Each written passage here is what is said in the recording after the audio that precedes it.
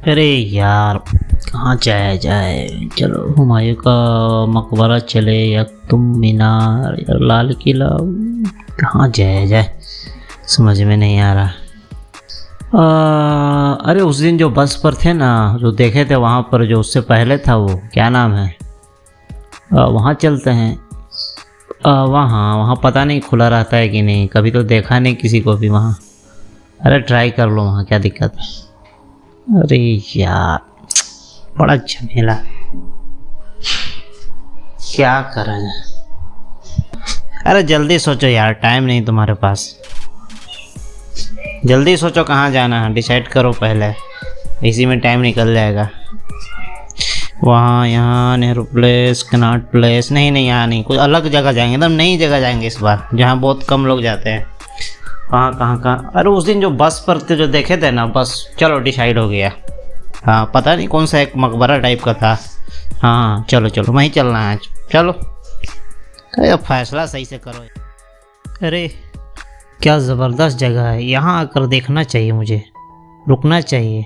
जब कभी मैं बस से सफ़र करता तो मुझे अक्सर कुछ न कुछ ऐसे साइट्स दिखने को मिलते थे, लेकिन स्टॉपेज नहीं होने की वजह से ना मैं वहाँ उतर पाता और टाइम की कमी भी कारण बनती थी। तो यही सोच के मेरा ऐसा प्लान बना कि थोड़ा पहले टाइम से चला जाए और उन सब जगहों को भी देख लिया जाए जो लगभग नहीं आदमी जा पाता है। बड़े बड़े जगहों पर तो चला जाता है। इसी असना में मैंने प्लानिंग कर लिया कि थोड़ा पहले निकल जाऊंगा ताकि मैं उस जगहों को देख सकूं। खाना पीना खाकर थोड़ी देर मैंने पेट सीधा किया और जाने की तैयारियों में जुट गया। तैयारी क्या थी, बस एक छोटा सा पिट्ठू बैग था, उसमें पानी का एक बोतल रखा, रुमाल रखा, मास्क रखा, ईयरफोन रखा, एक ट्राइपॉड रखा और मिनटों में मैं तैयार हो गया और इस तरह से मैं जाने को रेडी था। लेकिन समस्या ये थी कि बस के टाइमिंग का कोई अंदाज़ा मुझे नहीं था। अंदाज़ा था भी तो वो उसका टाइमिंग का कोई मसला नहीं, कहीं 15 मिनट पहले भी आ जाता, 15 मिनट बाद भी आ सकता था। और मैं मन ही मन दुआ करता जा रहा था कि ज़्यादा इंतज़ार ना करना पड़े। और जो ही मैं गली से निकलकर मेन रोड पर आया तो एक दो बसों के गुजरने के बाद चमचमाती एकदम नई डीटीसी की बस मेरे सामने नमूदार हुई। एक दो पैसेंजर भी मेरे साथ खड़े थे। मैंने आगे बढ़कर उसे हाथ दिया बस को और थोड़ी देर में मैं बस के अंदर था। एक सीट पर बैठते ही मैंने कंडक्टर से एक टिकट लिया और बाहर के नज़ारों से लुत्फ़ अंदोज होता हुआ बस चल दिया वहाँ से। मैंने दरगाह के करीब का टिकट लिया था, चूँकि वहाँ पर एक ही जगह पर 3-4 साइट्स है। अगर आप वहाँ जाते हैं तो ये एक ही जगह पर 3-4 साइट आती है। हुमायूं का मकबरा भी वहीं पर आ जाता है, एक नीला गुंबद आ जाता है, दरगाह आ जाता है और जो दिल्ली जू है और इंडिया गेट, मतलब आधे घंटे के अंदर के सफ़र में वहाँ पर 5-6 प्लेस है जो देखने लायक है। जब मैं करीब हो रहा था हुमायूं के मकबरे के, लगभग 200-300 मीटर दूर होगा उससे, तो मैंने देखा करीब की एक अकेला तन्हा खड़ा हुआ एक मकबरा है। तो मैंने सोचा कि चलो यहीं आज उतरा जाए। इसीलिए मैंने 2-3 स्टॉपेज पहले ही हुमायूं के मकबरे के मैं उतर गया और रोड के दूसरे साइड चलने लगा। तो ज़्यादा दूर मुझे चलना नहीं पड़ा और मकबरे के करीब आ गया। बस अंदर आया तो कुछ लोग ही थे अंदर में और कुछ लोग जा रहे थे। लगभग सारे लोग जा चुके थे, पूरी तरीके से एकदम खाली हो गया था। मैंने टिकट काउंटर पर टिकट के लिए पूछा क्या ऑप्शन है, कि मतलब कॉस्ट लगता है कि नहीं। तो खैर उसका चार्ज था 25 ऑफलाइन और 20 रुपये ऑनलाइन। तो खैर बाहर एक स्कैनर लगा हुआ था, तो मैंने स्कैनर में उसको स्कैन किया और थोड़ी सी जद्दोजहद के बाद 5 मिनट में पूरी तरीके से सारा प्रोसेस हो गया। उसने रजिस्टर पर चढ़ाया और मैं इस तरह से थोड़ी देर में अंदर था। अंदर ओह बहुत ही खूबसूरत मेंटेन किया। अंदर मात्र 2 आदमी काम करने वाले लगे थे। एक झाड़ू की, इसके एक के हाथ में झाड़ू थी और एक भी कुछ काम कर रहा था, जो कि मेंटेनेंस ज़रूरी होते। ज़्यादा आदमी वहाँ थे नहीं। और पूरे मकबरे के जितने भी कैंपस था उसमें, चूँकि अब 4:30 बजे वो बंद होने का टाइमिंग था और मैं पहुँचा था लगभग 4:30 और 4:45 के करीब, तो एक भी आदमी नहीं था, एक भी। तो खैर मैं धीरे धीरे अपने कदमों को बढ़ाता हुआ, और ये क्यारियाँ की तरफ बनी हुई थी रोड और पैदल पार पथ भी चारों तरफ बना हुआ था, एकदम रेड स्टोन का, लाल पत्थर का। और ये एक तरह से जो मकबरा है 4 बाग की तरह था, कि चारों तरफ से बाग और बीच में एक मकबरा। तो ये कॉन्सेप्ट पर आपको पूरे दिल्ली में जितने भी ये बने हुए हैं जो हिस्टोरिकल साइट्स है, चाहे लाल किला हो, चाहे हुमायूं का मकबरा हो, चाहे जो भी हो, तो इसी तर्ज पर ज़्यादातर बनाया गया कि बाग मतलब चारों तरफ से बाग है और बीच में एक बिल्डिंग है, एक मकबरा है या फिर एक महल है। तो खैर मैं यहाँ आ गया और इसी तरह से मैं चलता गया। मैंने देखा घासों पर कि दो मैना इधर उधर भाग रही है। मैंने मकबरे के ऊपर एक तोते को देखा और एक कबूतर को देखा। तो सब देखकर चौंक रहे थे कि भाई अभी क्या करने आया यहाँ पर। खैर मैं उसकी बात नहीं करता हूँ। इसी तरह मैं यहाँ पर पहुँचा उस बोर्ड पर, तो मुझे पता चला कि ये अब मकबरा अब्दुल रहीम खाने खाना जो अकबर के 9 रत्नों में से थे, इन्होंने बनवाया था और अपने बीवी की याद में बनाया था, माह बानू की याद में बनाया था और ख़ुद भी इसमें दफन हुए वो। और अगर रहीम की बात करें तो ये काफ़ी महान कवि थे।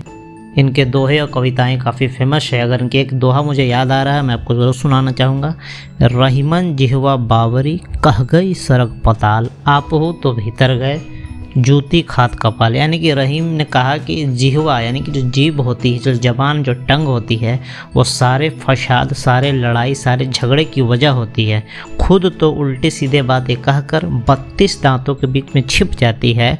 और इस तरह से जो जीभ का जो सज़ा किसको मिलता है, जो जीभ का सज़ा सर को भुगतना पड़ता है। वो कैसे भुगतना पड़ता है कि पैर की जो खूबसूरती होती है जूता, वो सर की खूबसूरती बन जाता है। यानी कि जो जूता उतार के लोग मारते हैं सर पर और इस तरह से बेइज्जती हो जाती है। तो खैर ये एक मैसेज दिया गया था इस दोहा से और उन्होंने बहुत सारे हिस्टोरिकल काम किए।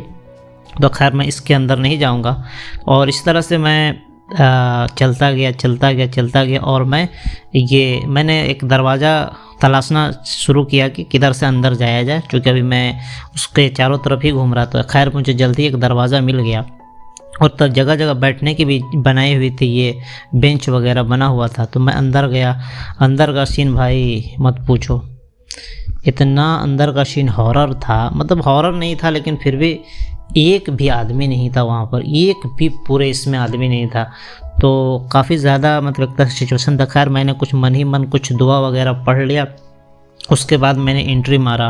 मतलब एक तहखाना था, उस तहखाने के अंदर एक तहखाना और उसके अंदर एक तहखाना और यानी 3-4 तहखाने और एकदम अंधेरा और एकदम सन्नाटा। ओह मत पूछो। तो खैर मैं जैसे तैसे करके अंदर ही अंदर दुआ वगैरह पढ़ते हुए ऊपर की तरफ बढ़ा और चारों तरफ का जायज़ा लेते हुए, और काफ़ी अच्छी नक्काशी की हुई थी। एक दीवार पर इतनी अच्छी ये डिज़ाइनिंग बनी हुई थी, देखकर मज़ा आ गया। और हर ब्लॉक में लाइट लगी हुई थी। जो लाइट लगी होती है इसमें आपने दुकानों में देखा होगा कि अंदर एकदम सेलिंग लाइट जो लगी होती है, जो रात वगैरह में जलता है तो अच्छा लगता है, तो वो रात के लिए ही था। तो खैर अभी तो 5:30 बजे बंद हो जाता है, तो रात का कोई इसका मसला नहीं था। रात में बाहर से रोड से ही देख सकते थे। तो खैर ये तो लाइट की बात हो गई। और इस तरह से मैं आ गया अंदर और मैंने अंदर आते ही 2 कब्र को देखा और काफ़ी सन्नाटा था और दीवार पर काफ़ी अच्छे अरबी में और काफ़ी अच्छे नक्काशी की हुई थी। देखकर काफ़ी अच्छा लगा। और ये भी मतलब एक अकेलापन और एक तन्हाई सा लगा वहाँ पर आकर, क्योंकि ये हकीकत थी। यही सब की हकीकत है कि एक न एक दिन आपको यहाँ से ट्रांसफ़र होना है, यानी कि इस दुनिया को छोड़ देना। इसलिए आप अच्छे काम करके जाएं। इससे एक मैसेज यही मिला, अच्छे काम करके जाएं, लोग याद रखेंगे। जैसे रहीम की दोहा वगैरह काफ़ी एक तरह से टीचिंग देते हैं, काफ़ी शिक्षा देते हैं लोगों को और काफ़ी अच्छा उनका दोहा रहा है। जैसे मैंने एक ज़बान के बारे में एक दोहा पढ़ा था, उनके काफ़ी दोहे हैं, आप पढ़ सकते हैं। और भी बहुत सारी चीज़ है। यानी कि हकीकत यही है कि आपको अच्छा काम करके जाना है यहाँ से, ताकि बाद में लोग आपके कामों से याद रखें, क्योंकि कुछ ही दिनों की ये दुनिया है। तो खैर मैं इस टॉपिक पर नहीं ज़्यादा बात करूँगा। और इस तरह से मैं चारों तरफ को घूमता हुआ आता हूँ, घूमते घूमते, और ज़्यादा टाइम नहीं लगा। और मैं एक दीवारों, एक दरवाज़ों और एक छोटे छोटे जो ऊपर ये थे होल्स थे, उसमें ये था क्या कबूतर, किसी में तोता, किसी में कुछ ऊपर आसमानों में चील उड़ रही थी बहुत ज़्यादा तादाद में, क्योंकि वो एक खाली था और वहाँ पर ज़्यादातर खाली जगहों पर ये सब चीज़ होती है। क्योंकि ज़्यादा भीड़ जहाँ रहता है वहाँ तो ये सब चीज़ नहीं होती है, लेकिन एकदम खाली था तो वहाँ चील वगैरह बहुत ज़्यादा था। तो खैर मैंने वो सबको दरकिनार करते पूरी अच्छे तरीके से विजिट किया। मुश्किल से 15-20 मिनट विजिट किया होगा। उसके बाद मैं वहाँ से और सबसे पूछता हुआ भी आ गया कि भीड़ किस दिन रहती है, तो भाई पता चला कि संडे के दिन भीड़ रहती है। तो ये काफ़ी अच्छी जगह थी, एकदम शांत, एकदम काम, एकदम कूल जगह थी। आप आके यहाँ बैठ सकते हैं। आपको अगर ज़्यादा शहर की भीड़ भाड़ और एक काफ़ी रश से और काफ़ी ज़्यादा डिप्रेशन से और जो भी चीज़ से आपको ऐसा लगता है कि एक शांत जगह चाहिए, तो आप यहाँ आके बैठ सकते हैं। एकदम खामोशी, एकदम शांत। है गुमनाम है कोई, बस। और आप आके यहाँ बैठ सकते हैं, रिलैक्स हो सकते हैं और दुनिया के टेंशनों से भी दूर हो सकते हैं। तो खैर इस तरह से मेरा यह सफ़र था जो अब्दुल रहीम खाना मकबरा का। काफ़ी अच्छा रहा ये सफ़र। पहली बार मैं यहाँ गया हूँ और ये चूँकि 2015 से 20 तक इसमें काम ही हो रहा था, तो काफ़ी सालों से बंद था, तो ये इधर खुला है। तो इस निस्बत से ये गया मैं। और इस तरह से बहुत सारे छोटे छोटे साइट्स हैं जो आए दिन मैं जाऊंगा तो आपके सामने शेयर करूंगा। और इस तरह से मैं धीरे धीरे करके बाहर निकल गया और इस तरह से मेरा एक सफ़र अब्दुल रहीम खाना का मकबरा का कंप्लीट हुआ। मिलते हैं एक और खूबसूरत से स्टोरी के साथ। अरे बाबा रे बाबा, हाथ फूट गया रे। ये कौन सी जगह है